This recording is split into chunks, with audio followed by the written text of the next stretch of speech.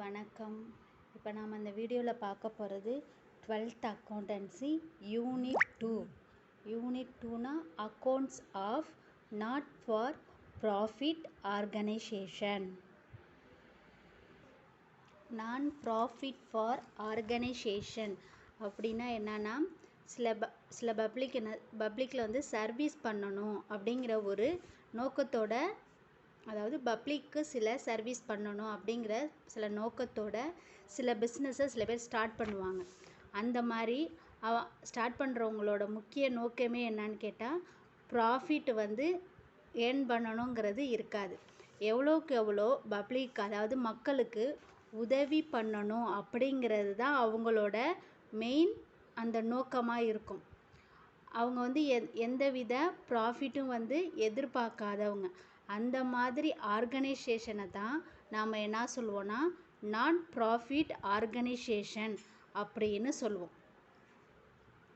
இப்போ நான் ப்ராஃபிட் ஆர்கனைசேஷனில் என்னென்னா அவங்களோட மோட்டிவ் வந்து எப்படி இருக்கும்? No profit motive. அவங்களுக்கு ப்ராஃபிட்டுங்கிற மோட்டிவே இருக்காது. ஒன்லி சர்வீஸ் மட்டும்தான் இருக்கும். இப்போ ஒரு ஸ்பெசிஃபிக்காக ஒரு குரூப்புக்கு என்ன செய்வாங்க, அவங்க சர்வீஸ் பண்ணணும்னு நினைப்பாங்க. இப்போ எக்ஸாம்பிளுக்கு என்னன்னு பார்த்தா, இப்போ எஜுகேஷன் இருக்கும், அதுக்கு செய்வாங்க.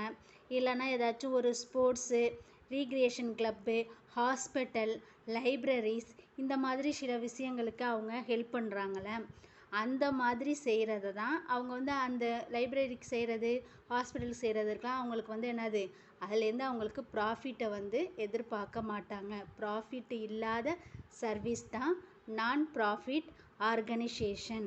இப்போ இந்த நான் ப்ராஃபிட் ஆர்கனைசேஷனை வச்சு அவங்க எந்த மாதிரியான சம் போடுவாங்க, அதாவது அக்கௌண்ட்ஸ், என்னென்ன அக்கௌண்ட்டு ப்ரிப்பேர் பண்ணுவாங்க அப்படின்னு பார்த்தா, இப்போ அவங்க என்ன மாதிரியான ஃபைனல் அக்கௌண்ட்ஸ் ப்ரிப்பேர் பண்ணுவாங்கன்னா receipts and payments and income and expenditure, balance sheet. இந்த 3 அக்கௌண்ட்டு என்ன செய்வாங்கன்னா அந்த நான் ப்ராஃபிட் ஆர்கனைசேஷனில் இருக்கிற அவங்க வந்து இந்த அக்கௌண்ட்ஸை தான் ப்ரிப்பேர் பண்ணுவாங்க. என்ன accounts?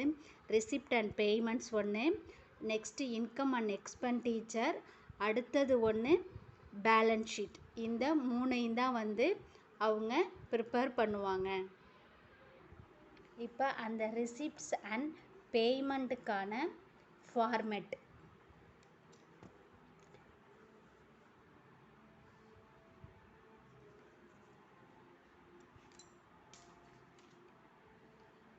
Format of receipts and payments account.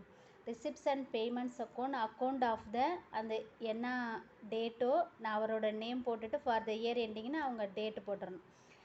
இப்போ பார்த்தீங்கன்னா ரிசிப்ட்ஸு அமௌண்ட்டு, பேமெண்ட்ஸு அமௌண்ட்டு. ரிசிப்ட்டுங்கிறது டெபிட் சைடு, பேமெண்ட்டுங்கிறது கிரெடிட் சைடு.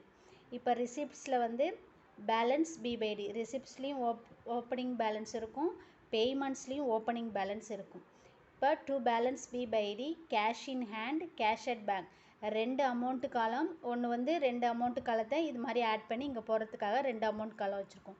இப்போ இதில் revenue receipt to subscription, to entrance fees, to general donation, to grant in aid, to sale of old newspapers, to invest on investment, to dividend, to locker rent receive, to rent received, to sundry receipt. இப்போ revenue receipt பார்த்தாச்சு. Next capital receipt to life membership fees, to donation for specific purpose, to legacies, to endowment fund, to sale of fixed asset, to sale of investment, to receipts for specific purpose of fund, to invest on specific fund investment, to balance C by D. அதாவது பேங்கில் வந்து over draft இருந்துச்சுன்னா அது வந்து என்னது, இங்கே வந்து closing பேலன்ஸாக வரும். அதுவே பேமெண்ட்ஸில் ஓவர் டிராஃப்ட் இருந்தால் அங்கே ஓப்பனிங் பேலன்ஸாக வரும். To balance B by D, bank overdraft. இப்போ revenue payments by salaries, by rent paid, by electricity charges, by postage, by rent and taxes, by insurance, by advertisement, by telephone charges, by entertainment expenses, by audit fees, by repairs, by upkeep of ground, by convenience charges, by newspapers and periodicals, by office expenses, by gardening expenses, by sundry expenses. Capital payments by fixed asset, by investment, by repayment of loan, by balance sheet, cash in hand, cash at bank. இதுதான் format of receipts and payments. Next sum ஒவ்வொரு sum போடும்போதும் இது ஒன்று ஒன்றுக்கான என்னென்ன எக்ஸ்பிளைனை ப்ரீஃபாக பார்க்கலாம். Thank you.